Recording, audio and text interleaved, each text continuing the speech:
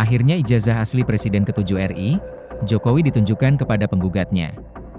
Dalam gelar perkara khusus yang digelar hari Senin yang lalu, di hadapan para tersangka yaitu Rai Suryo CS, penyidik memperlihatkan ijazah Jokowi. Dengan ditunjukkan ijazah asli ini kepada Rai Suryo CS, apakah ini berarti segala polemik tentang keaslian ijazah Jokowi segera akan berakhir? Kuasa hukum Jokowi, Yakub Hasibuan mengapresiasi penunjukan ijazah Jokowi oleh penyidik kepada para tersangka dalam gelar perkara khusus yang digelar Polda Metro Jaya, Senin 15 Desember lalu. Menurut Yakub, penunjukan ijazah tersebut mendapat respons positif dari pihak tersangka. Dengan ditunjukkannya ijazah asli yang telah disita penyidik, Yakub menegaskan tidak ada lagi alasan untuk meragukan keabsahan ijazah Joko Widodo. Namun tidak demikian dengan Rai Suryo, Rismon, dan Tifa. Meski mereka sudah ditunjukkan ijazah asli Jokowi, Rai Suryo CS tetap tidak percaya. Rai Suryo CS bersikeras bahwa ijazah Jokowi yang ditunjukkan penyidik Polda saat gelar perkara adalah palsu.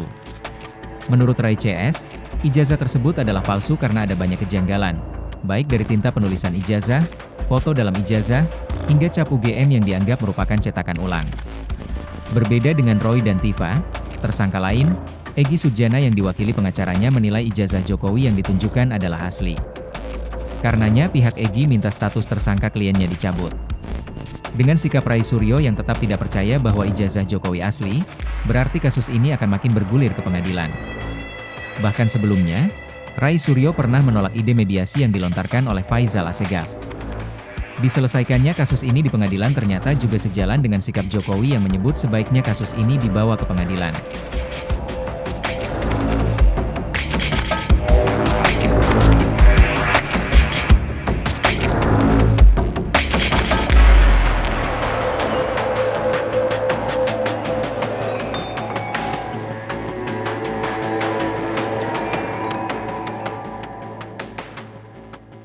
Kehadiran ex-wakil Menteri Ketenagakerjaan, Wamenaker, Immanuel Ebenezer Gerungan di Gedung Merah Putih KPK, Jakarta Selatan, Kamis 18 Desember 2025 menarik perhatian.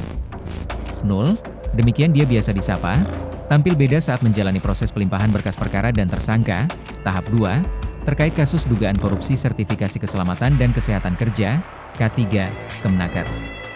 Pantauan tribunnews.com di lokasi, Nul tiba di gedung KPK dari rutan pada pukul 9.18 WIB dengan pengawalan dari pengawal tahanan.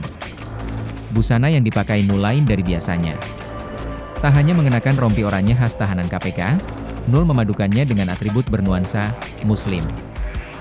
Nul memakai peci hitam dan sorban Palestina yang melingkar di lehernya. Sorban Palestina merujuk pada kefiyeh atau kufiyah, yaitu kain kotak-kotak khas Timur Tengah yang menjadi simbol perjuangan rakyat Palestina.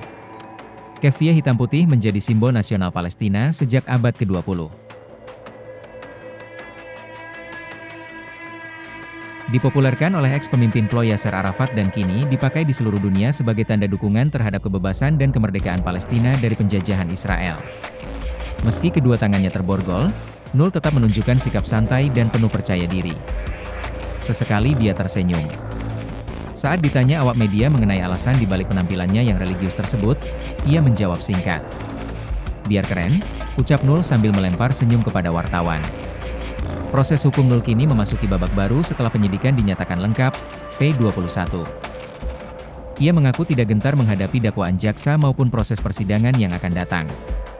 Dengan nada tegas, ia menyebut dirinya sebagai seorang petarung yang siap menghadapi konsekuensi hukum.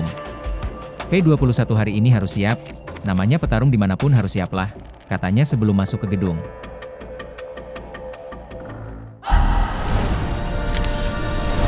Tribun X menghadirkan lokal menjadi Indonesia.